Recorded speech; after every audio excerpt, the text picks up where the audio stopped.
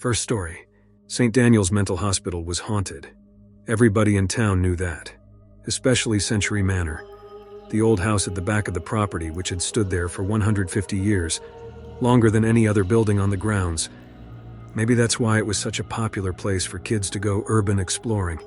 We all wanted to prove that we could brave going in there, not just to ourselves, but to each other. That's why Teddy and I went in there, I guess. It was partly just boredom, the product of a late August day with the end of summer vacation looming ahead in the next 2 weeks. There was a feeling between the two of us left unspoken, that we had wasted the summer. Everyone else in class would be talking about trips to Europe or cruises in the Caribbean, while Teddy and I would be left without a story to tell between the two of us. My parents were supposed to take me to the beach 1 week in July, but it had been thunder showering, so we had stayed home. Our camping trip had likewise been canceled due to a family illness. Teddy's family had even fewer planned summer events, but they had been likewise plagued by misfortune and last-minute cancellations. His parents' motto seemed to be the same as mine: "We'll make it up to you next summer." And that left us feeling antsy and annoyed as we meandered around the perimeter of the mental hospital grounds, the place we were not supposed to venture into. Our families lived in the neighborhood across the street from the century-and-a-half-old asylum, so we knew about the lore of the facility better than anyone. But our parents were much more concerned by the tangible threats posed by patients who wandered the hospital grounds largely unsupervised. "I know what we should do today," Teddy said suddenly. "Let's go explore Century Manor. I heard there's a way to get inside." Part of me wanted to say no, to make up some excuse, but another part of me was desperate for adventure and a tale to tell in September. Everyone else in class would have a vacation story, but we would have a ghost story.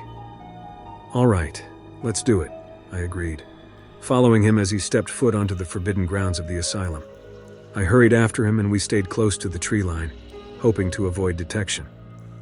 When we got to Century Manor, I looked up to see the old building's windows staring down at us like sleepy eyes. Its dark, ancient exterior was falling apart in places, the trim moldy and rotting. Tiles from the roof had slipped off and lay on the grass, turning it brown beneath their weight. "So how are we supposed to get in?" I asked, looking at the steel bars on all the windows. "How about the front door?" Teddy said, smiling, walking towards the entrance. I couldn't believe it. The old wooden door should have been tightly locked, but instead it was hanging open, swaying gently in the breeze. "Weird. I'm pretty sure that's supposed to be locked," I said, following Teddy towards the entrance. It was dark inside, almost impossible to see past the first few feet. My friend took a few tentative steps into the house before being swallowed up by shadows. "Hey, wait up," I called after him, but there was no indication he'd heard me. Looking down, I saw a loose brick lying on the porch of the old house.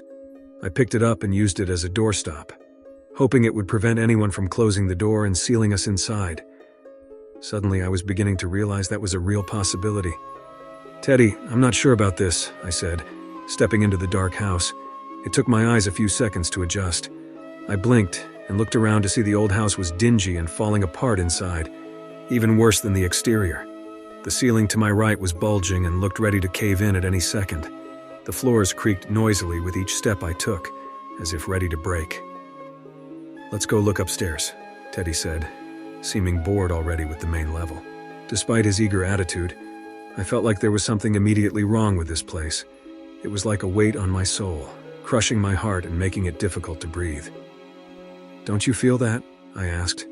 "Feel what?" But before I could answer, Teddy was already climbing the stairs going up to the second level. The stairs squeaked and strained with each step. I saw a mouse scurrying up ahead on the main level and hurried to catch up with him, taking a nervous glance back over my shoulder at the front door, which was still hanging open, like the door to a trap, about to snap shut. The two of us climbed the stairs and explored the second floor. But of course, Teddy wanted to keep going. There was a third floor in the old manor, and he wanted to see that too. So far, there was nothing to explain the uneasy feeling I was getting, but the sensation was growing stronger the closer we got to that third level. "I don't like this," I told Teddy, as we came to an old gray wooden door covered in graffiti, including a few pentagrams. "Let's go back, okay? This doesn't feel right." He looked at me like I was being a scared little kid, ruining his adventure. Which, I guessed I was. I felt a little bad about it, but I couldn't ignore the feeling I was getting. It was becoming overwhelming. "Okay, you big baby. This is the last room, then we'll leave," he said, pushing the door open as I told him to stop. I had a strong suspicion that whatever was giving me these negative feelings was just beyond that door. And when it opened, I saw I was not wrong. The scene playing out on the third floor was like something out of a horror movie. Except this was real life. A girl who was dressed in century-old clothing stood before a small fire which was burning at the center of the room. She was giggling as the pile of kindling she had lit grew brighter and the fire burned hotter. I heard her chanting some dark incantation under her breath and her eyes rolled back. Suddenly her voice was no longer that of a child, but of something else much deeper, much more evil. "What the hell?" Teddy yelled, snapping me out of my terror momentarily. At least he could see it too. If not for that, I wasn't sure what I would do. "Would you let go of my arm, man? What is your problem?" That was when I realized. He couldn't see any of it after all. The little girl and the fire. It was all invisible to him. I'd heard this place was haunted, but maybe not everyone was capable of seeing the phantoms who resided here. Just as I had that thought, Teddy pulled his arm out of my vice-like grip and began to march into the room. "You're so weird, dude. There's nothing here." I was frozen in place, unable to scream, as he walked straight towards the fire burning in the center of the room. The little girl was now levitating a few inches off the ground, her eyes still white and rolled back, but now she had a mad grin spreading wide across her face. She began to laugh as Teddy strode into the fire. It took him a few seconds to realize what was happening, like someone who has set their hand on a stove burner, only to realize it is turned on. But then in an instant he was lit up like a torch. Teddy turned into a blazing inferno as the little girl's laugh turned into a screeching cackle. I felt something cold rush through me a second later, and then saw two women in white and black habits, like those worn by nuns. They were putting out the fire and praying, holding a Bible up into the air and pulling the little girl back down. She settled gently to the floor as the fire went out, and I realized Teddy had also been extinguished, as if the fire existed in some other time, and I was the only one who could see it, and them. Running out of that room, I raced down the stairs to find a security guard at the door, pulling the brick doorstop out of its place. "Who keeps opening this door?"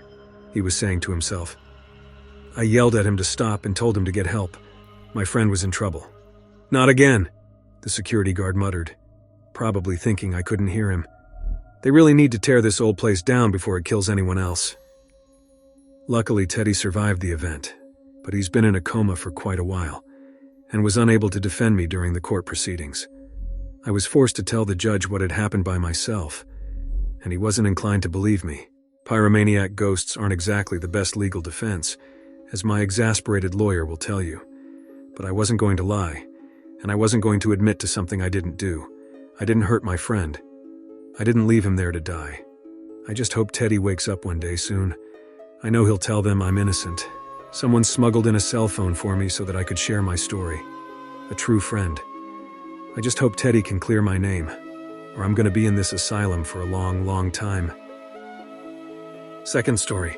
I work as a nurse in a post-surgical unit in the biggest hospital in my city. Patients come from hundreds of miles away to get their operations here. The surgeons are known to be the best, but what we don't tell the patients, what we're not supposed to tell them, is that there are ghosts here, just like any other hospital. People pass away and their spirits sometimes linger. Or maybe it is just a fragment of them that remains behind, something that science can't explain yet. There have been more than a few events that have raised the hair on the back of my neck, and some have sent me into hysterical screaming fits. But those types of reactions are frowned upon in the hospital, so I try to stay calm. There was that time a few months ago when a patient told me she felt like there were 3 other people in the wardroom with her, in each of the other 3 beds around her. They were talking back and forth and whispering, she said. But the weird thing was, she was alone in the 4-bedroom. I pulled back the curtains and showed her myself. All of the other beds were empty, and there were no visitors or staff in the room with her. As if that weren't disturbing enough, a few weeks later, a different patient said the exact same thing. When she had been left alone in the same room, she described it exactly the same way, saying they were whispering back and forth and it was keeping her awake. I felt a chill up my spine when she told me that, but reassured her that the room was empty, and she was simply imagining things. People have enough to worry about when they're recovering from surgery. We don't need them fretting about specters and ghosts when they should be worried about physio and discharge appointments, lifting restrictions and medication adjustments. So we keep these stories to ourselves. Some nurses said they couldn't sleep in a certain storage room during breaks on night shift, since they'd had too many bad experiences there. When I asked them about it, they said they'd had bad dreams, and felt like someone was in the room with them, standing over them while they slept. I didn't believe in those things myself. So I slept in there on the night shift and found out firsthand why nobody else wanted to use it as a nap room during breaks. I had the most realistic waking dream I'd ever had, where I'd awoken in the storage room and felt like someone was in there with me, watching me from the corner of the room, their dark outline visible in the dim room. When I went to turn on the lights, they didn't work, and the door wouldn't open, and for some reason in my dream, which seemed like reality, I chose to lie back down and go to sleep again, while the thing crept closer and closer, vanishing only to reappear just above me. It felt like my eyes were open the whole time and I was forced to watch, paralyzed, as it hovered over top of me. For what felt like hours, it was watching me while I slept, as I struggled and was unable to move. I finally came to my senses and finished my break early, going back to work and trying to forget about the horrible experience, but I refused to sleep in that storage room again. There was another event which haunts me to this day, especially since I'm heading in for a night shift right now, in just a few minutes. Another nurse told me a story on the night shift last week, and I've been thinking about it a lot since then, and it's been occupying my mind more and more, especially when I'm alone in the break room at night. We have a staff room where there are 2 small couches and a TV. Some nurses go in there to sleep during breaks on the night shift, and we try our best not to wake them up. She was sleeping on the couch there one night and a bright light woke her up. There's an adjoining room with a bathroom and lockers, so she figured one of the nurses had gone in there and left the light on. I looked over at the door, she told me. You know how it has that little glass window and you can see through to the other side? Yeah, I said. I see it every day. So, there's this woman on the other side of the door, and she's looking at me through the glass. I got shivers up my spine when she said this. Maybe because it was the night shift. Maybe because that was where I was going on my break in an hour to sleep. Or at least try to. And so I see her there. But she's not really looking at me. She's just kind of staring straight ahead. And the first thing I notice about her is her hair. It was in this very old-fashioned sort of style. Not like anything you'd see today. It was like it was from the 70s or earlier maybe. And she was wearing these funky blue pinstripe scrubs and a nurse's cap. You know, nobody wears a cap anymore these days. And those scrubs, they looked like the ones, you know, in the lobby. How did they have those ones on display? From way back when. Yeah, they looked just like that. I was nodding along, able to picture all of it as if I was there with her. Another nurse walked in and heard us. What are you guys talking about? Ghosts, I replied simply. He scoffed.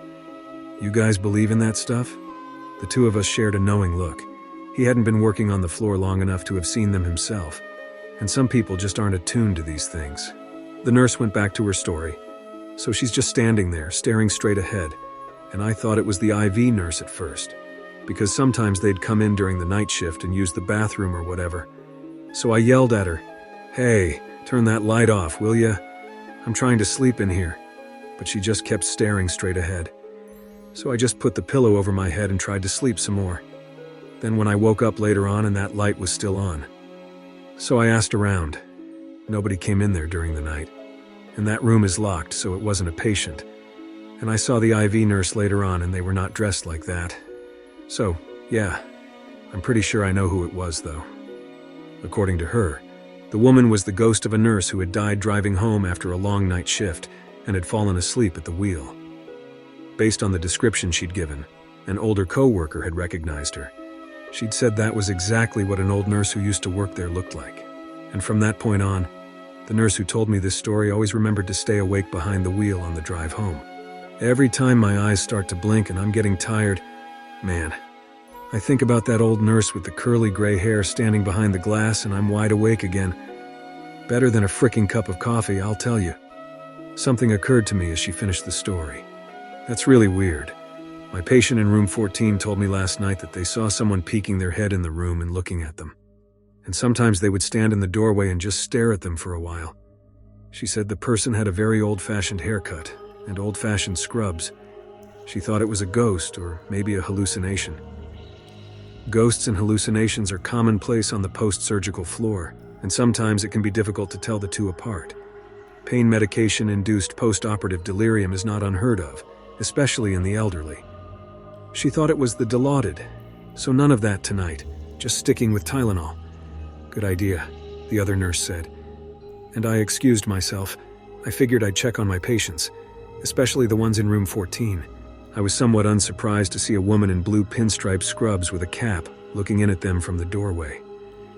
Despite my terror, I began to walk on shaky legs down the hall towards her. She turned to look at me and went away from the patient's room, going down the side hall at the end of the unit. I ran to catch up with her, needing to see for myself who she was. When I got to the end of the hall, I looked to the left. She was gone. But it had only been a few seconds. I ran down the short length of hallway to the next corridor. This other one was much, much longer. She could not have disappeared so quickly unless she went into a patient room. But again, she was gone. My heart hammering in my chest. I refused to believe it was a ghost. Such things didn't exist, they just couldn't. Room 9 was the only one she could have gone into in such a hurry. I went in and found all of the patients were wide awake, despite the late hour of the night.